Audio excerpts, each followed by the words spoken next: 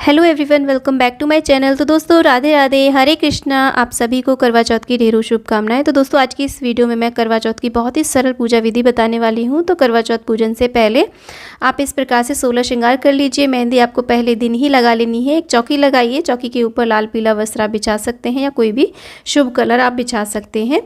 और उसके बाद में थोड़े से गेहूं रख करके हम यहाँ पे करवा चौथ माई के फ़ोटो कैलेंडर की स्थापना करते हैं, चुनरी उड़ा करके।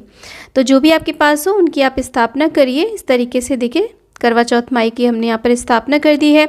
उसके बाद में एक करवा लिया जाता है। करवे के अंदर आप जल भर लीजिए। यदि आप 2 करवे लेते हैं तो एक करवे के अंदर जल भरा जाता है, दूसरे के अंदर आप ड्राई फ्रूट, मिठाई या फिर चावल भर सकते हैं, गेहूं भर सकते हैं। कोई भी ऐसी चीज़ जिसे हम खा सकें वो भरी जाती है। कहीं पर चिवड़ा भरा जाता है, मूंग मोट बाजरा भी कहीं कहीं पे भरा जाता है। तो दूसरे करवे में ये भरा जाता है। लेकिन एक करवा जल वाला जिससे हम चंद्रमा को अर्घ्य देते हैं वो कंपलसरी होता है। तो उसके गले में इस तरीके से आप मौली कलावा बांध दीजिए। और इसमें जो छेद होता है पानी निकलने के लिए, उसी को करवा कहा जाता है। जिसमें छेद होता है उसमें आप चाहें तो इस तरीके से गोवर्धन की जो कुशा घास की जो सींकें आती है ना वो लगा सकते हैं, नहीं तो आप ऐसे ही रख सकते हैं। और इसके चारों ओर इस तरीके से देखिए 13-13 टिक्कियाँ हमें देनी होती हैं रोली की।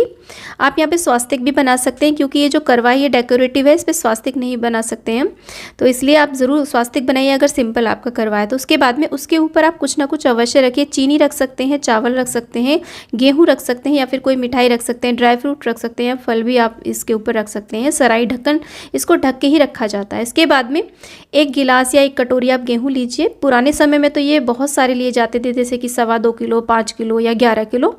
और उसके बाद में पूजा के स्थान पर ये रख लिए जाते थे। कुछ दक्षिणा ज़रूर रखिए उस पर, और उसमें कलावा बांध करके उसका भी हम टीका करेंगे। बाद में इसे दान दिया जाता है किसी को भी, जो भी आपको कथा सुनाने आए, या फिर आप मंदिर में ब्राह्मणी को भी दान कर सकते हैं, या किसी भी ज़रूरतमंद को आप ये दान में दे सकते हैं।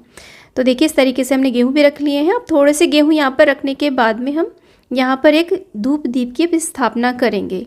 अब करवा कहीं कहीं पर तो 2 भी लिए जाते हैं, कहीं पे 3 भी लिए जाते हैं। आप चाहें तो यहाँ पर खांड का करवा जो बना हुआ आता है ना, चीनी का करवा बना हुआ आता है, आप उसकी भी यहाँ पे स्थापना कर सकते हैं। उसका भी दान दिया जाता है।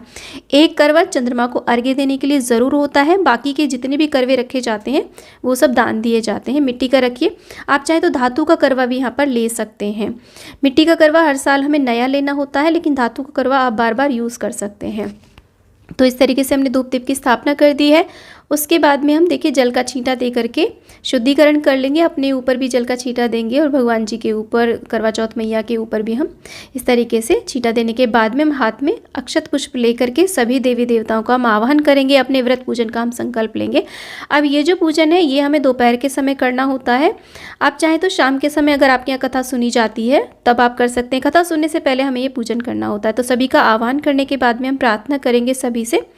और ये जो पूजन होता है मुख्य रूप से गणेश जी का पूजन होता है, क्योंकि जो चतुर्थी तिथि होती है वो गणेश जी को समर्पित होती है। तो इसमें गणेश जी का विशेष रूप से पूजन किया जाता है। तो गणेश जी को हम देखिए टीका करेंगे, अक्षत अर्पित करेंगे, रोली अर्पित करेंगे यहाँ पर। और गणेश जी की प्रिय दूर्वा और गुड़हल का पुष्प मिल जाता है तो वो आप अर्पित करिए, नहीं तो मैं आप देखिए गुलाब का पुष्प अर्पित कर रही हूँ। तो विशेष रूप से गणेश जी का पूजन हमें अवश्य करना है। और गणेश जी मेरे फोटो में है इसलिए मैंने अलग से स्थापना नहीं करी है, नहीं तो आपको अलग से स्थापना इनकी करनी चाहिए। धूप दीप हम दिखा देंगे। वस्त्र रूपी मौली अर्पित कर दी है। आप चाहें तो जनेऊ यहाँ पर अर्पित कर सकते हैं। इसके बाद में हम करवा चौथ मैया का पूजन करते हैं। करवा चौथ माई जो है वो तिथि का हम पूजन करते हैं। जो करवा चौथ जो तिथि है चौथ, उसका नाम है करवा, तो हम करवा चौथ माई का पूजन करते हैं। इस दिन भोलेनाथ का भी पूजन किया जाता है, माता पार्वती का भी पूजन किया जाता है। तो आप चाहें तो शिव परिवार का पूरे विधि विधान से पूजन कर सकते हैं। शिवलिंग का आप अभिषेक भी कर सकते हैं। तो देखिए यहाँ पर फोटो में जितने भी हैं सूरज चांद, जितनी भी सुहागन स्त्रियाँ हैं, जितने भी चित्र में दिए गए ना, सभी को हम टीका करेंगे।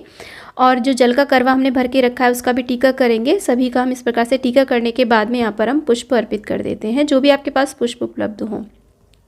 तो फ्रेंड्स इससे पहले जो मैंने पूजा विधि, करवा चौथ की जो पूजा विधि की वीडियोस दी हैं उसमें पूरे विस्तृत तरीके से कलश स्थापना करके मैंने पूजा विधि करके बताई है। आप चाहें तो उन वीडियोस को भी देख सकते हैं यदि आप पूरी विस्तृत विधि जानना चाहते हैं। तो देखिए हमने पुष्प अर्पित करने के बाद में करवा चौथ माई को हम सुहाग की सामग्री अर्पित करेंगे। सुहाग की सामग्री देखिए आप चाहें तो 16 श्रृंगार अर्पित कर सकते हैं। आप चाहें तो 5 या फिर 7 तरह के आप श्रृंगार के सामान भी अर्पित कर सकते हैं। 4 तो हमें कम से कम करने ही चाहिए। उसके साथ में जो भी आपके पास भोग प्रसाद उपलब्ध हो, जैसे कि मिठाई हो, मिठाई का आप भोग लगाइए। ऋतुफल जितने भी प्रकार के आपको मिल जाएं, वैसे चौथ का दिन है तो 4 अंक का विशेष महत्व रहता है, तो आप 4 प्रकार के या फिर संख्या में 4 चीज़ों का आप भोग लगाइए, माता को अर्पित करिए। उसके बाद में अगर आपके पास मेवा हो तो मेवा का भी आप भोग लगाइए। इस सामग्री में से हम जब हम बायना निकालते हैं ना तो उसमें भी दिया जाता है। और इसी के साथ में देखिए यहाँ पर हम जल का एक पात्र भर के रखते हैं और उसके ऊपर लोटा भर के रखते हैं कथा सुनने के लिए। उसके ऊपर 13 टिक्कियाँ यहाँ पर रोली की दी जाती हैं इस तरीके से।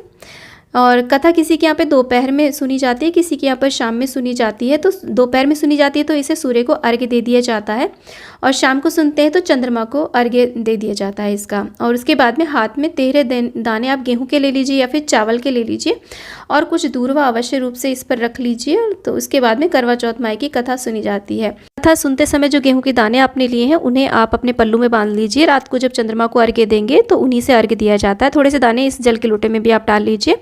और इसी के साथ में देखिए शाम को सूर्यास्त होने से पहले बायना निकाला जाता है। बायने में आप सूट, साड़ी, श्रृंगार की सामग्री और कुछ दक्षिणा ज़रूर रखें।